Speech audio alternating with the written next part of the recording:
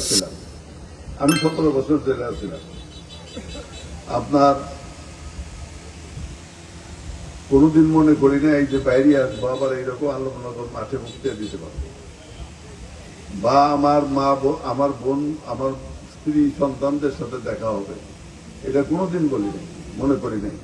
বিশেষ করে 18 সালে যখন আমার ফাঁসি দেয়, তখন থেকে ফাঁসির সেলে ছিলাম। ফাঁসির সেল ছিলেন যারা জেলখানায় গেছে তারা বুঝতে পারবে যে ফাঁসির সেল কি। সেই ফাঁসির সেলে 8-10 বছর ছিলাম, 7-8 বছর ছিলাম। কোন আমার স্ত্রী আমার সন্তান কার সাথে এই কয়েক বছর দেখা নাই, বুঝতে পারছেন, দেখা নাই। 24 সালে যখন ইলেকশন হয়ে গেল, আমি কোনোদিন মনে করি নাই যে আপনাদের মাঝে আবার আসতে পারবো।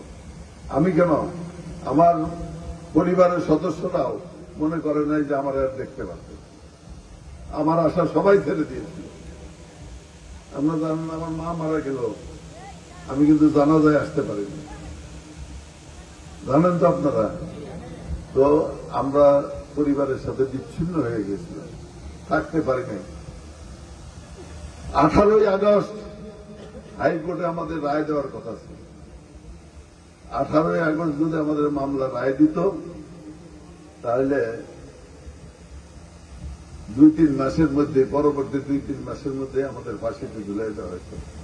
আপনাদের কাছে আসতে পারতাম, আসতে পারতাম না। কিন্তু 18ই আগস্টের আগে 5ই আগস্ট আপনারা দেখলেন হঠাৎ করে একটি সরকার, এত শক্তিশালী সরকার পতন ঘটে গেল, তাই না? তালা বাড়িয়ে গেল, আমরা জেলখানা থেকে বেরিয়ে আসলাম। এটা কি? আল্লাহর রহমত। আল্লাহর রহমত ছাড়া এটা হইতে পারে না। 4 তারিখে আপনাদের মনে আছে কিনা যারা রেডিও টেলিভিশন দেখেন, 4ই আগস্ট দিবাগত রাত্রে শেখ হাসিনা কি বলল? আর্মি, পুলিশ সমস্ত এদের প্রতিনিধিকে নিয়ে বৈঠক করলো। বৈঠক করে কি বলছিল আপনাদের মনে আছে? বলছে যে আগামীকালকে কঠোর হস্তে দমন করা হবে, মনে আছে না?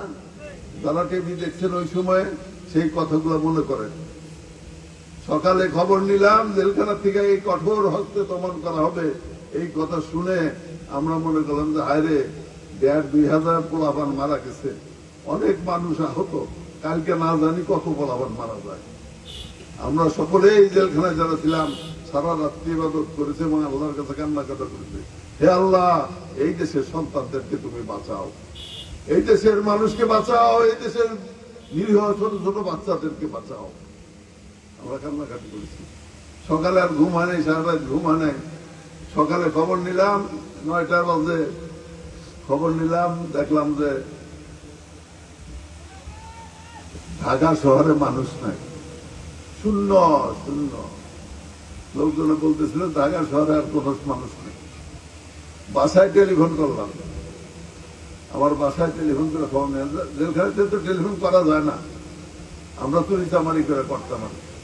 খবর নিলাম, আমার মেয়ে বলল যে আব্বা আমরা কিছুক্ষণের মধ্যে বাইরে হবো, সবাই রেডি হয়ে গেছি। আমি তখন কাঁপতেছিলাম যে আমি বাইরের সাথে সাথে একটু গুলি করে দিব নাকি, শেখ হাসিনা যেভাবে বলছে গুলি করে দিবে, আর বোধহয় আজকে আর মানুষ বাঁচবে না, আমার মেয়েরাও বোধহয় আর বাঁচতে পারবে।